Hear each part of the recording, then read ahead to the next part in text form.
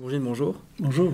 Nous voici donc pour cette deuxième vidéo, cette fois-ci autour de la pandémie et de la théologie, du rapport entre les deux. Une première question, est-ce que le contexte pandémique de Covid-19, avec toutes les mesures sanitaires que nous connaissons, affecte différemment les chrétiens de tous les jours et les théologiens dans leurs travaux académiques? Il est clair que l'université a subi des restrictions importantes et ça a compliqué la vie des étudiants. Ça a rendu difficile l'acte d'enseignement et donc ça a aussi compliqué le travail des professeurs et des assistants, de tout le monde. Mais bon, on est logé à la même enseigne avec beaucoup de professions et même il y en a qui ont subi davantage. Il y a ceux qui n'ont pas eu de retenue de salaire et ceux qui ont vu leur salaire fondre. Ça ne correspond pas tout à fait à la même situation. Mais alors c'est clair que la catégorie, l'une des catégories après celles qui ont subi des interdictions d'exercer, qui est une restriction de liberté considérable, pour une pandémie dont la moyenne d'âge des morts tourne autour de 80 ans, ou un peu plus, et interpelle tout de même. Comme chrétien et comme théologien, c'est la question. Oui. Je pense qu'il y a un légitime pluralisme. Il faut considérer que chaque chrétien peut penser par lui-même. Et qu'un théologien qui est censé réfléchir sur non seulement la foi, mais la situation de vivre la foi chrétienne, de pratiquer la foi chrétienne aujourd'hui dans notre société, évidemment, aura un point de vue personnel qui va essayer d'argumenter et essayer de nourrir sa connaissance. Essayer aussi, parce que finalement, c'est le grand défi auquel chrétiens, théologiens, citoyens de ce pays ou d'autres pays est confronté, c'est-à-dire essayer de se faire une opinion personnelle. Et on voit bien que c'est nécessaire, trouver ce chemin, chacun à sa mesure, mais d'une connaissance qui ne dépende pas seulement du qu'en dira-t-on. Parce que quand il s'agit de restreindre des libertés fondamentales comme la liberté de culte, comme la liberté d'aller et venir, la liberté d'entreprendre, la liberté de simplement travailler pour gagner sa vie, on touche à des choses tout à fait fondamentales, qui sont de l'ordre des libertés publiques fondamentales.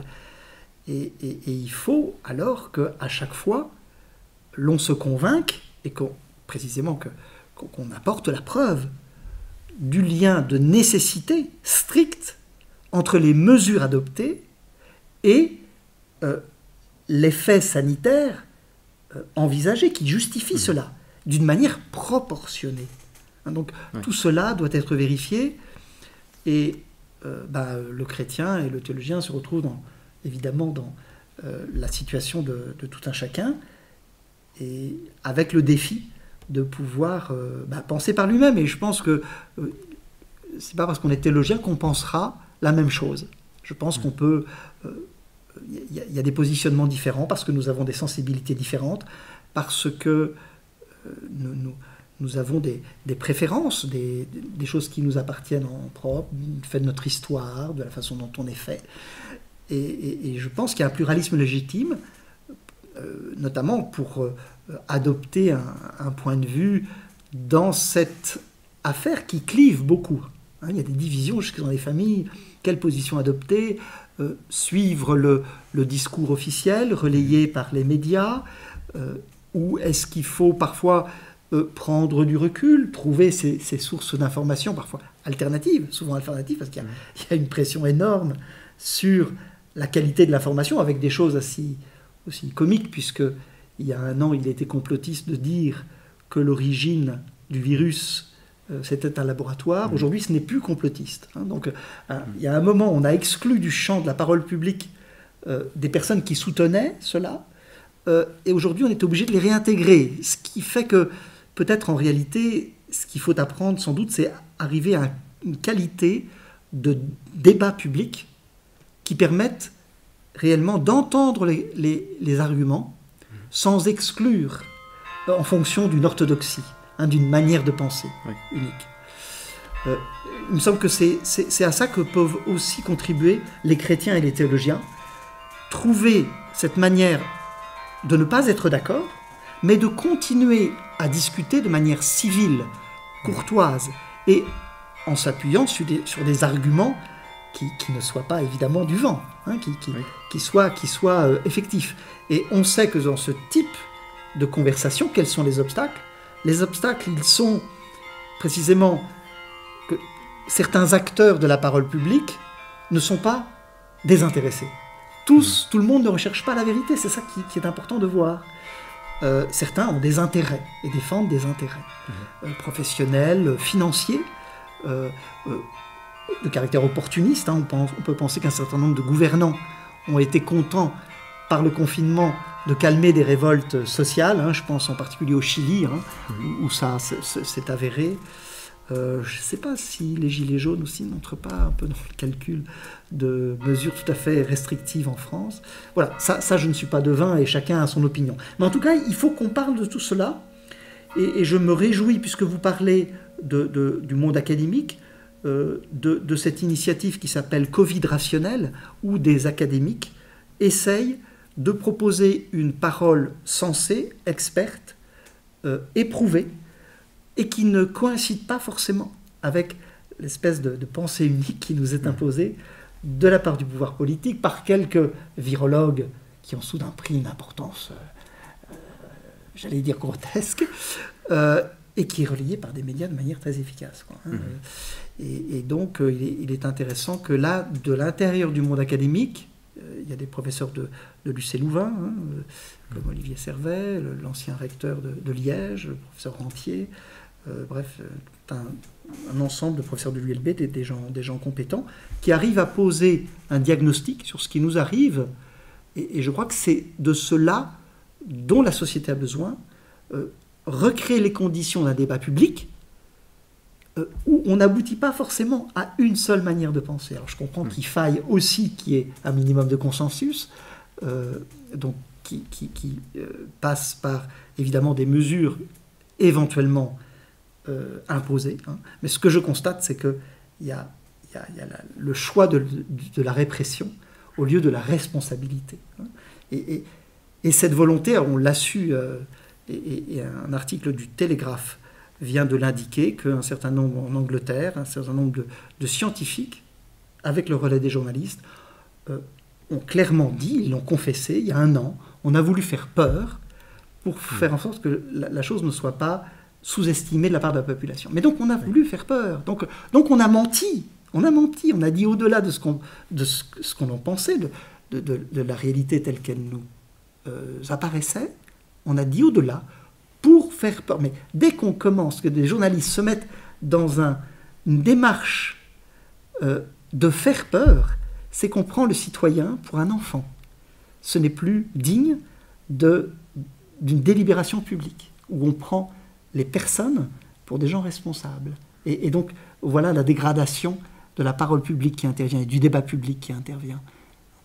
Et cette maturité d'une société, c'est aussi pouvoir ne pas être d'accord.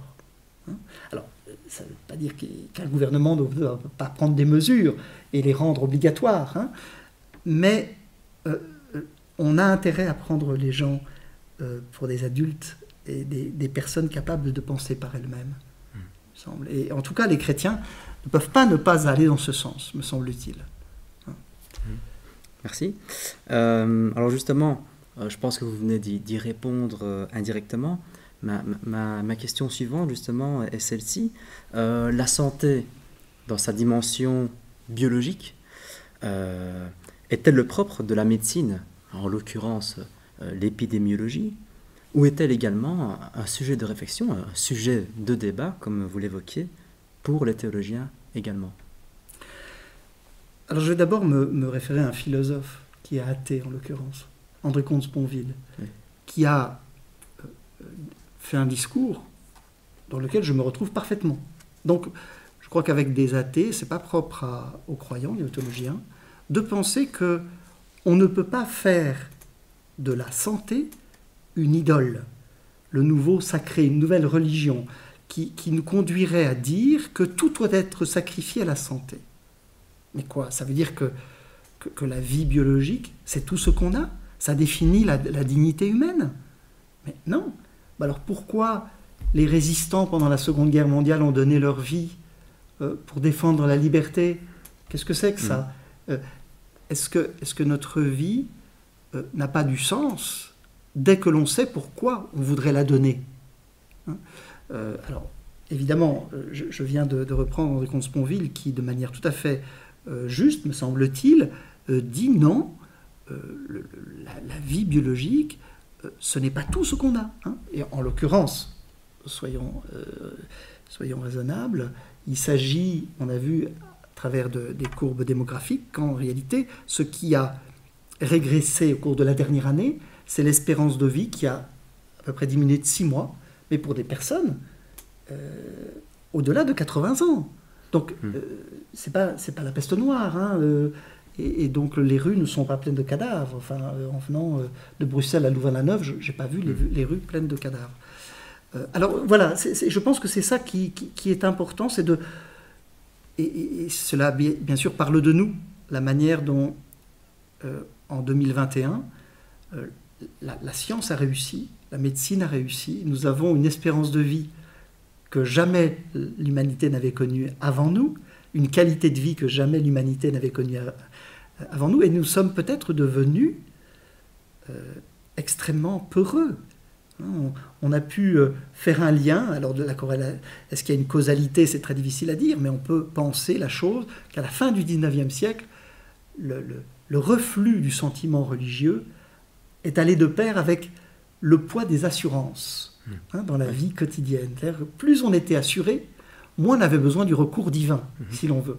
C'est logique, ça se laisse penser, on peut l'imaginer, c'est très difficile à vérifier dans le concret, évidemment. Mais donc, est-ce que nous ne sommes pas devenus des gens qui ne veulent plus affronter le risque? Vivre, c'est du risque. Le risque de mourir, évidemment. Donc, oui, c'est ça qui me frappe. Et me semble-t-il, c'est pas d'abord un croyant qui peut... C'est pas du point de vue de la foi. Alors, évidemment, ton amour vaut mieux que la vie. Nous avons comme croyants beaucoup de raisons de penser que notre vie ne se réduit pas à la santé, à la vie biologique, que notre vie a du sel, de la saveur, quand on sait à qui la donner. On ne vit plus pour nous-mêmes, mais pour celui qui est mort et ressuscité pour nous. Et que cet amour-là, il se vit dans le concret des relations humaines. On ne peut pas dire qu'on aime le Dieu qu'on ne voit pas si on n'aime pas le frère qu'on voit. Bon. Et donc, c'est faire de notre vie une hymne d'action de grâce, précisément à la grâce qui nous est faite, d'entrer en communion avec Dieu, et de vivre cette communion dans la joie. Donc, nous, croyants, nous savons à qui donner notre vie. Et jamais la vie biologique ne saurait être la valeur dernière. Elle est bien sûr à respecter, et celle des autres aussi, mais elle n'est sûrement pas la valeur dernière à laquelle on devrait aussi sacrifier toutes les libertés, de manière disproportionnée. Ça nous n'avons aucune raison de le faire. Aucune. On a toutes les raisons, au contraire, de valoriser en christianisme la dimension de la liberté, parce que la liberté, c'est nous, c'est notre destinée, c'est notre conscience, c'est la manière dont on peut dire « je », et donc entrer en relation avec Dieu, avec autrui. Et on voit qu'évidemment, on a besoin d'un corps, on a besoin d'une santé, mais cette santé n'est pas tout de nous, elle ne dit pas tout de nous. Alors, on sait très bien que les récits bibliques ont été écrits bien après les événements qu'ils décrivent, donc a posteriori.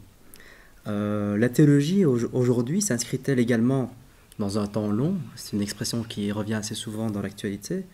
Ou bien peut-elle réagir vite en situation d'urgence en l'occurrence dans cette situation d'urgence sanitaire, et dire par exemple ce que vous êtes en train de dire, à savoir que la vie biologique eh bien, n'est pas la fin dernière de l'homme. On pourrait se dire, parce que vous faites allusion à la manière dont les écrits bibliques ont été rédigés et puis retravaillés et puis réactualisés. Ça veut dire qu'un prophète a parlé il y a quelques siècles, on reprend son oracle et on l'applique à la situation présente. Donc toute cette opération, alors on pourrait dire c'est le temps long. Sauf que le prêtre, le croyant, le sage, qui jusque-là était dans la cour du roi et qui organisait le culte, et puis la prédication, l'enseignement au peuple, une fois qu'il est parti en exil, il doit réagir sur l'instant, essayer de comprendre ce qui lui arrive. Est-ce que le Dieu des Babyloniens est plus fort que le Dieu d'Israël, etc. Et on peut dire que, ben non, ce théologien, certes, il va mûrir, entre guillemets, ce théologien, il va mûrir la réponse qui doit être apportée au peuple dans son désarroi, le désarroi de l'exil, le fait qu'il n'y a plus d'autonomie politique, il n'y a plus de temple, le Dieu qui l'a sorti d'Égypte, le peuple d'Israël, ne l'a pas protégé contre les Babyloniens, c'est une crise de foi. Le théologien doit réagir, évidemment. Il va construire petit à petit sa réponse, mais on peut dire qu'il en va de même aussi dans la tradition d'Église, c'est-à-dire que, certes, il y a une continuité, un credo, un enseignement des apôtres qui devient l'enseignement de l'Église tout au long de la tradition ecclésiale, mais à chaque fois, à chaque génération, il s'agit de se réapproprier cette signification. Et on n'est pas dispensé de ce travail de réappropriation qui est proprement le travail du croyant, de tout croyant d'ailleurs. C'est-à-dire que faire en sorte qu'on entende la parole de Dieu comme une parole que Dieu m'adresse à moi. Mais je suis un être unique. Et d'une certaine manière, avec moi, qui ouvre mes oreilles et qui ait les oreilles ouvertes par la grâce, j'entends la parole d'une manière unique. Donc ce travail, j'allais dire, d'accueil de la parole, etc., il est à faire au niveau de chaque croyant, à chaque génération, et il est à faire de manière spécifique par les théologiens, et donc ce n'est jamais dans la répétition. Conclusion, oui, les théologiens ne sont pas dispensés d'une parole à mesure qu'advient un événement, puisque c'est aussi le travail de chaque croyant et que le théologien, la théologienne est appelé précisément à contribuer. En tout cas, peut-être pas, vous voyez, là encore, je pense qu'il y a un pluralisme légitime. C'est-à-dire que je parlais tout à l'heure du débat public, la manière dont les arguments s'affinent aussi dans la conversation, à condition d'accepter de discuter avec des personnes qui ne pensent pas comme nous au départ. Je pense aussi que dans l'Église, on peut raisonner, argumenter une position, j'allais dire chrétienne, en tout cas inspirée de la foi chrétienne, par rapport à la situation commune de la pandémie, et on peut avoir des sensibilités différentes. Il me semble que ce débat est nécessaire, finalement, pour entendre le point de vue de l'autre, qui me permet d'affiner le mien, et de faire en sorte que, au niveau des croyants, chacun puisse se déterminer à partir d'éléments, non pas de considération, un petit peu, on s'envoie à la tête des injures, complotistes ou collabos, enfin ça n'a aucun sens. Non, il faut pouvoir offrir au public, aux chrétiens, à la chrétienne, des éléments qui lui permettront chacun de se déterminer. Et c'est aussi un travail de la théologie. Vous répondez, je pense en partie, vous allez me corriger si jamais, à la question suivante. Est-ce que les théologiens ne devraient-ils pas justement se réjouir des mesures restrictives qui chamboulent notre quotidien, confinement, couvre-feu, port du masque, distanciation physique, etc., puisqu'elles manifestent au final un choix de société axé sur la vie et non sur le calcul? Alors, l'économie contre la santé, c'est un faux dilemme.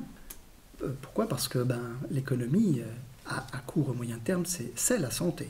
Parce que la pauvreté crée précisément des conditions de mise en péril de la santé. Et on sait que les restrictions dans nos pays, qui sont amorties par la dette publique, auront des conséquences dans les pays pauvres, mais gigantesques. On parle de centaines de millions de personnes qui sont entrées dans la grande pauvreté depuis le début de la pandémie, en raison non pas de la pandémie elle-même, mais des mesures de confinement et d'arrêt de l'économie. Et donc, il faudra faire le décompte après coup des morts du virus lui-même et le nombre de morts des mesures pour contrer le virus. Alors, non, le théologien, le chrétien, la chrétienne ne peuvent pas se réjouir de ces mesures parce que d'abord, les gouvernements font comme ils peuvent, mais on peut se demander si les effets des confinements n'est pas pire que le bénéfice sanitaire espéré. En particulier, il n'a pas encore été prouvé que les mesures de confinement avaient un réel impact. Alors on ne va pas entrer dans le débat technique parce que je ne pense pas que c'est l'objet de cette conversation. Mais il me semble alors que le chrétien, la chrétienne ne peuvent qu'être, je l'ai déjà un peu dit, je le redis, très à cheval dès qu'on touche aux libertés publiques.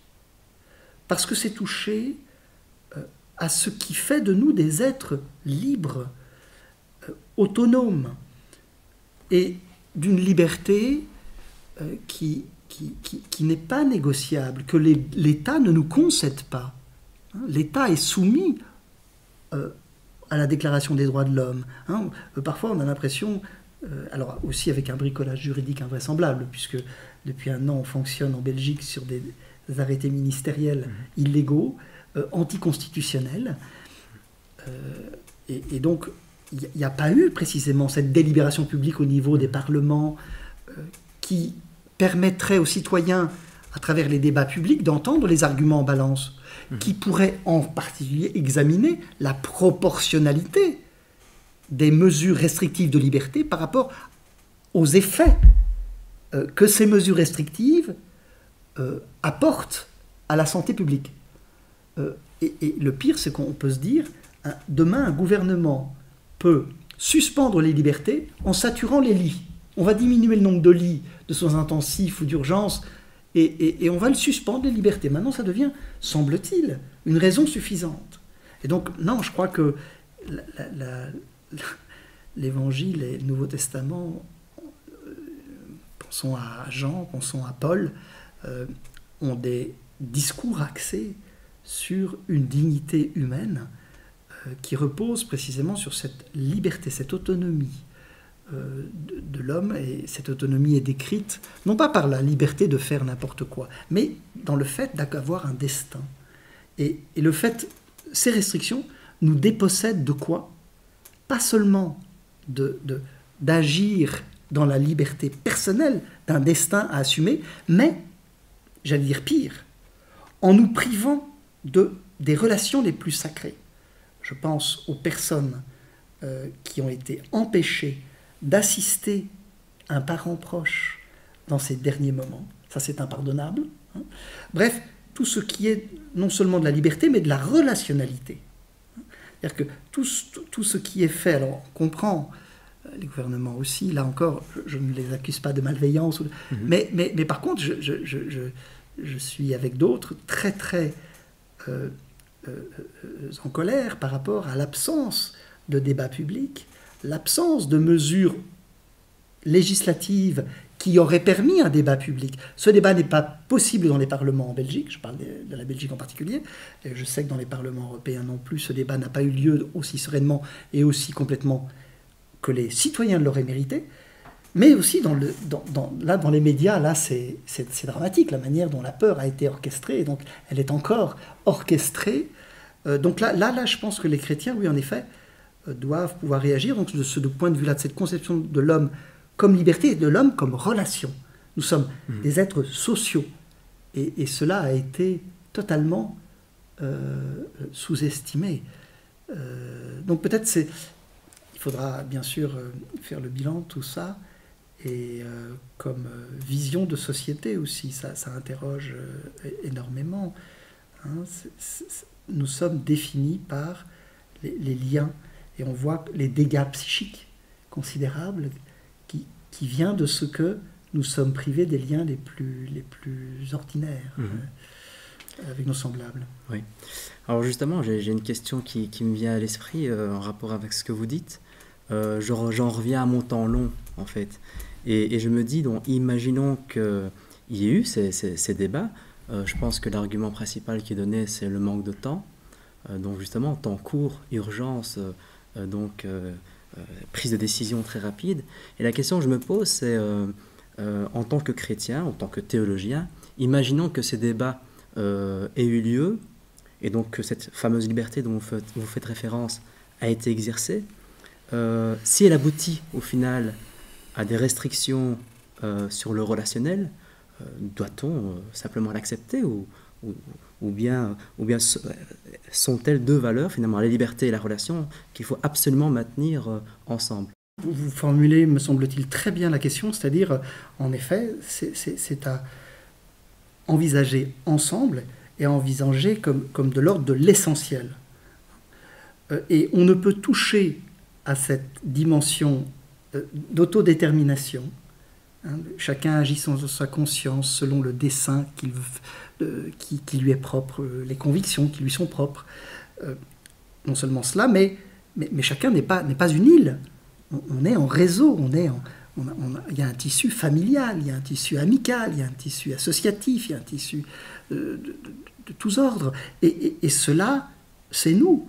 Et toucher artificiellement, en parlant de bulle, quel horrible mot, là on touche à l'essentiel. Et donc là, on est en droit d'exiger qu'on nous apporte la preuve. Autrement dit, ce n'est pas la liberté qui est l'exception, c'est les restrictions de liberté qui doivent être argumentées.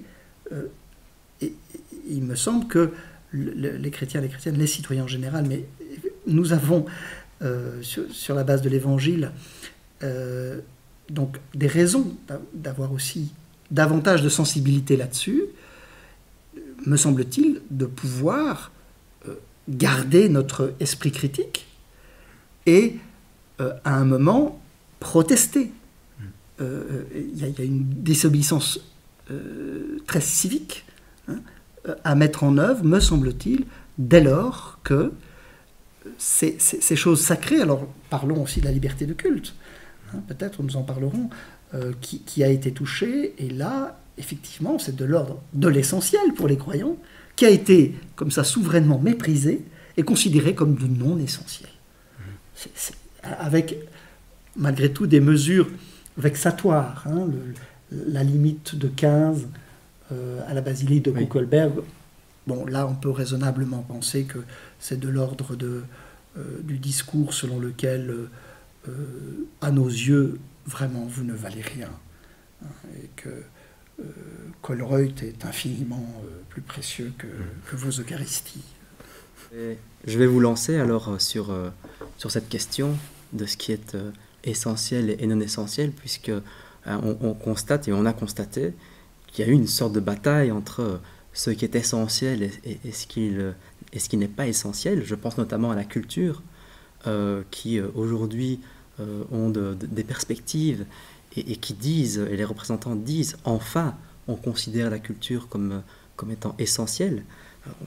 Pourrait-on faire finalement le parallèle avec, la participation au culte et comme vous le disiez très bien, finalement, avec un nombre restrictif, somme toute assez ridicule?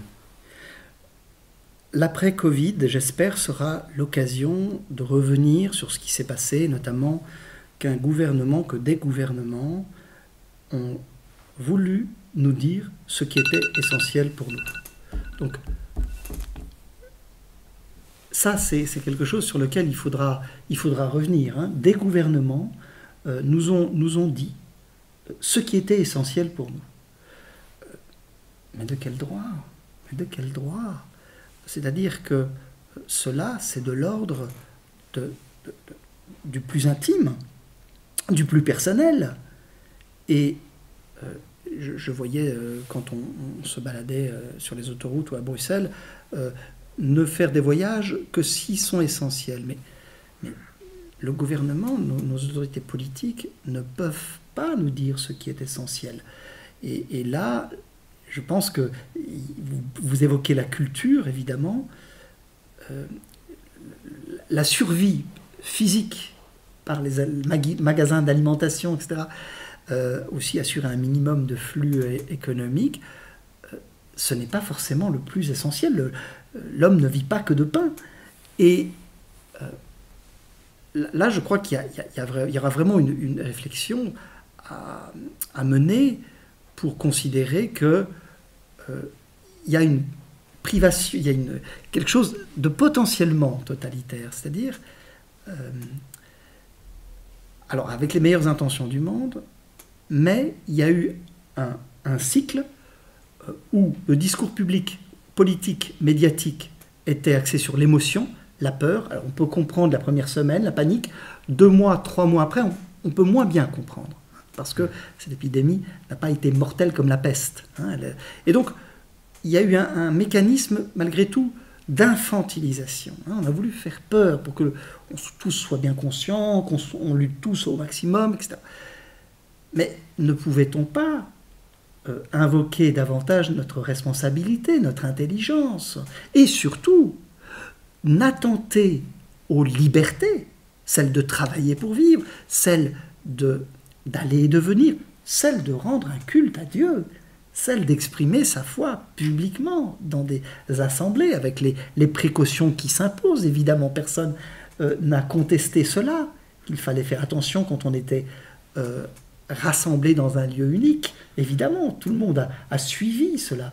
Et donc, comment se fait-il que les gouvernements, pris de panique et puis se prétendant capables de discerner pour nous ce qui était bien et mal du point de vue de l'essentiel, et non seulement ça, mais de nous imposer une protection à un niveau où il fallait que plus personne meure. Enfin, il y a là quelque chose de très gênant, de très très embarrassant, sur lequel il faudra que la période après Covid, me semble-t-il, j'espère, on pourra revenir posément et repartir peut-être d'ordre de grandeur, parce que finalement, là-dedans, c'est une certaine conception de l'humain, vous l'avez dit, la liberté, la relationnalité, le fait que nous sommes des êtres sociaux, que les relations humaines valent autant que la santé, et puis chacun a les propres valeurs qui sont les siennes, et qu'on ne peut pas lui imposer par des mesures qui enfreignent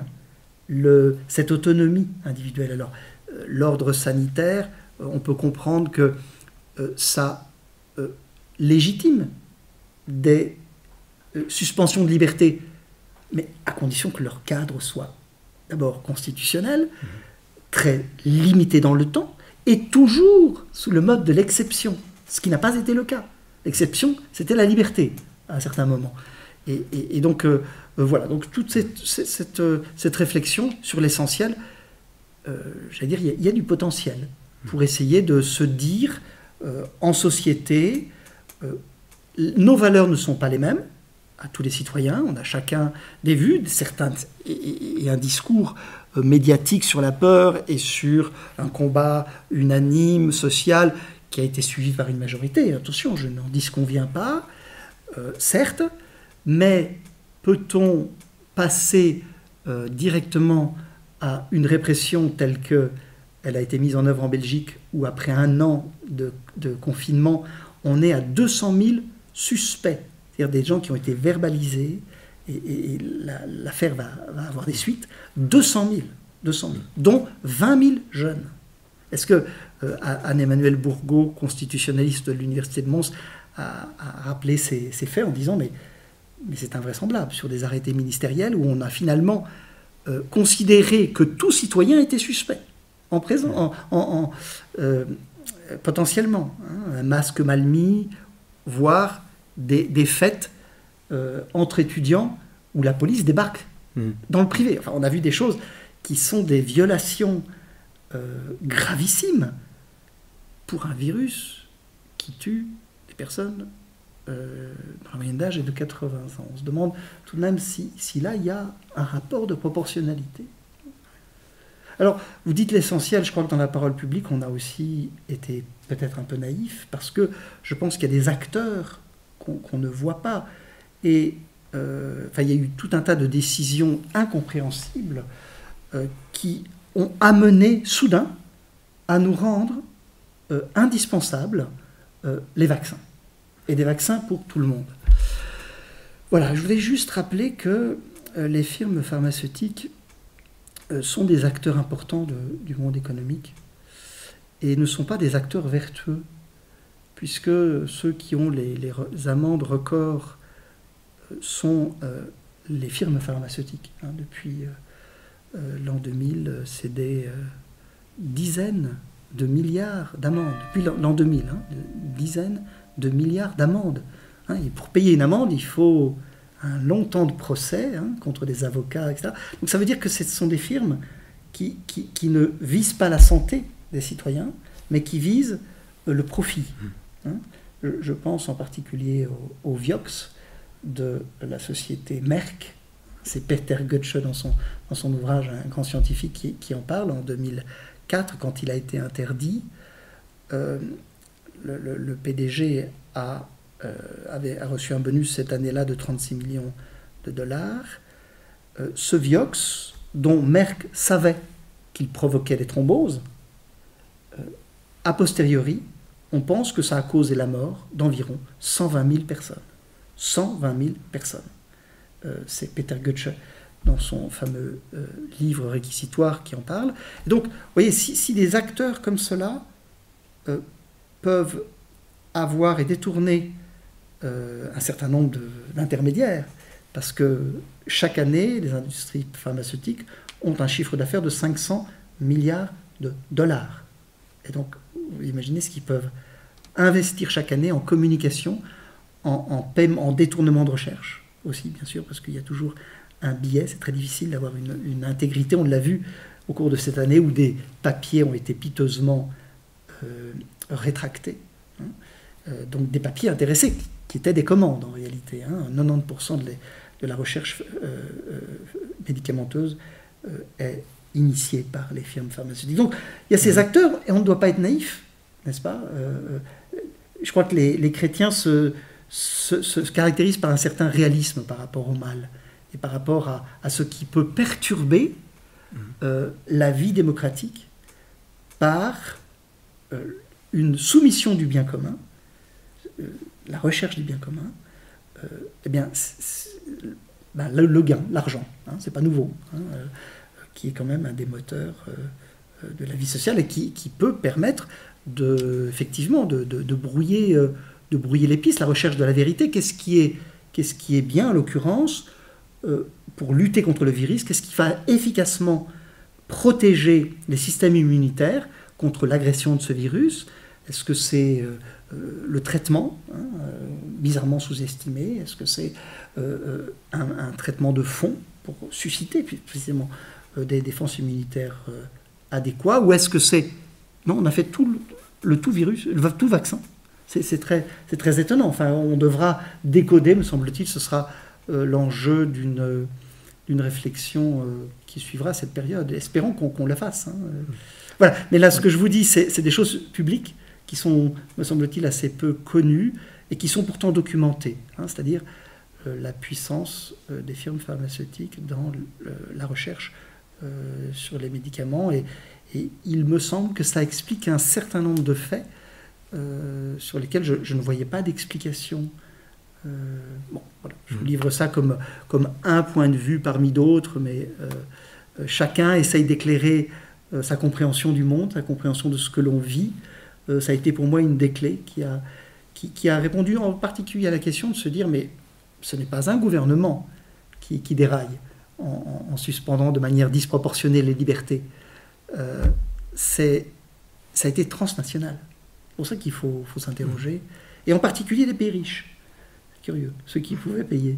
Est-ce qu'en tant que chrétien, en tant que théologien même, on peut tenir Dieu pour responsable de la pandémie actuelle? Alors, On a parlé tout à l'heure à propos de la création, de ce que Vatican II a mis en évidence dans le thème de la création, de l'autonomie des choses créées.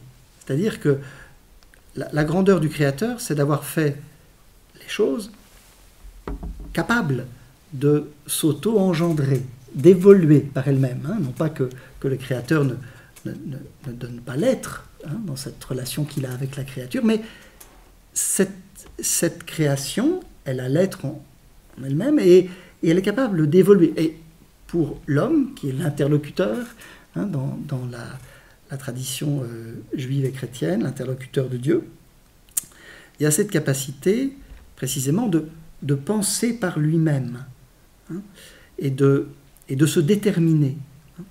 Et donc, si on pense à un monde, entre guillemets, autonome, mais foncièrement dans la main de Dieu, évidemment, et d'une liberté humaine dans laquelle chacun est remis, comme le dit le texte biblique, dans les mains de son propre conseil. Ça veut dire que, réellement, nous avons dans les mains notre destinée, notre dignité, c'est de pouvoir se diriger vers la direction qu'on aura choisie.